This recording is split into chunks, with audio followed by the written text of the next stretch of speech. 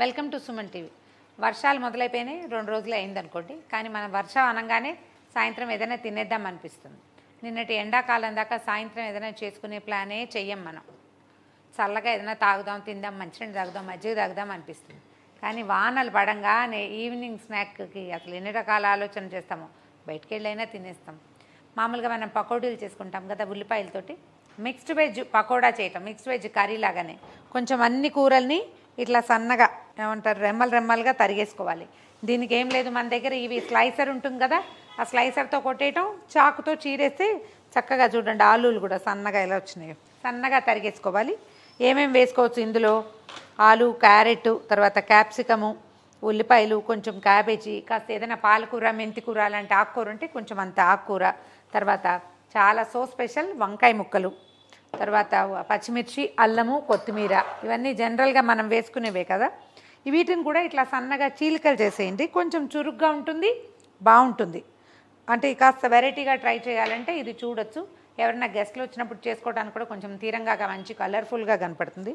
దీనికి సింపుల్గా ఏంటంటే శనగపిండి తీసుకోవటమే. మామూలు మనం పకోడీలకు చేస్తాం కదా, అంతే. అయితే ఈ పకోడీలకు ఏంటంటే కొంచెం ధనియాలు వేద్దాము. ఇవి 2 దెబ్బలు కొట్టాను, బాగా కొట్టలేదు, కొంచెం అలా దెబ్బ కొట్టాము అంతేనమాట. కలిపేద్దాము.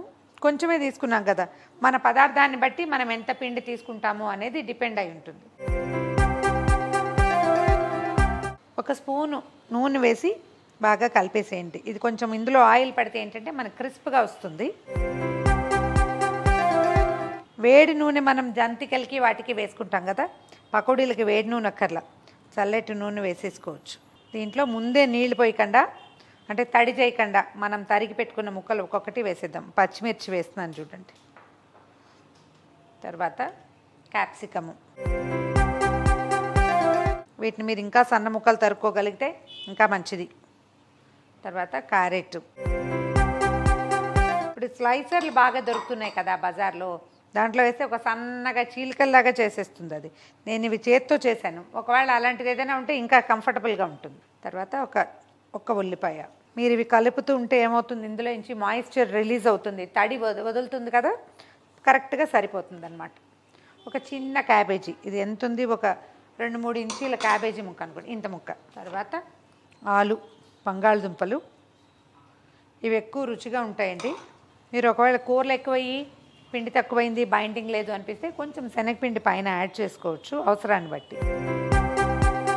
తర్వాత మెంతికూర లాంటివి వేస్తే చాలా బాగుంటుందండి.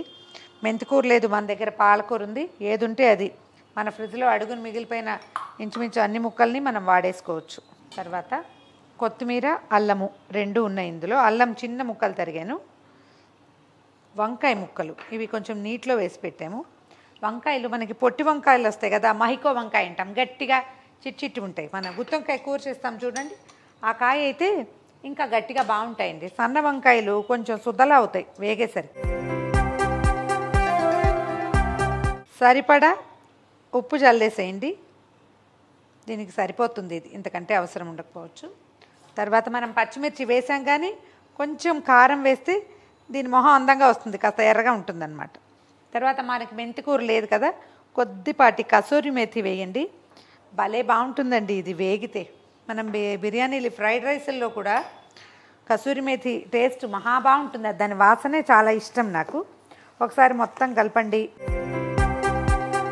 ఉప్పు వేసాం కాబట్టి ఇంకొంచెం మాయిశ్చర్ రిలీజ్ అవుతుంది. తడి చేయకుండానే ఇదే సరిపోతుంది, ఇలాగే వేసేసుకోవచ్చు. నూనె కాగిందో లేదో చూద్దాము.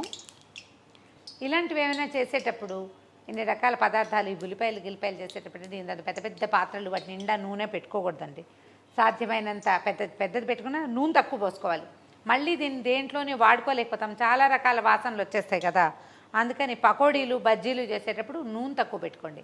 గారెల నూనె అయితే మళ్ళీ మనం ఇంకొకసారి తాలింపుల్లోకి బాగుంటుంది. కానీ పకోడీ నూనె, ఉల్లిపాయ వేగిన నూనె అంత బాగుండదు, అంత మంచిది కూడా కాదండి.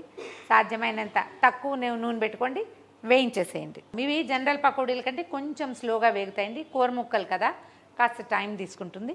చక్కగా మంచి రంగు వచ్చేలాగా వేయించేయండి. ఇప్పుడు మనం పకోడీలు ఎలా వేస్తాం ఆ షేప్లో వేసేద్దాం. నేనేం సోడా గీడా వేయలేదండి, చాలా రకాల ముక్కలు ఉన్నాయి కదా.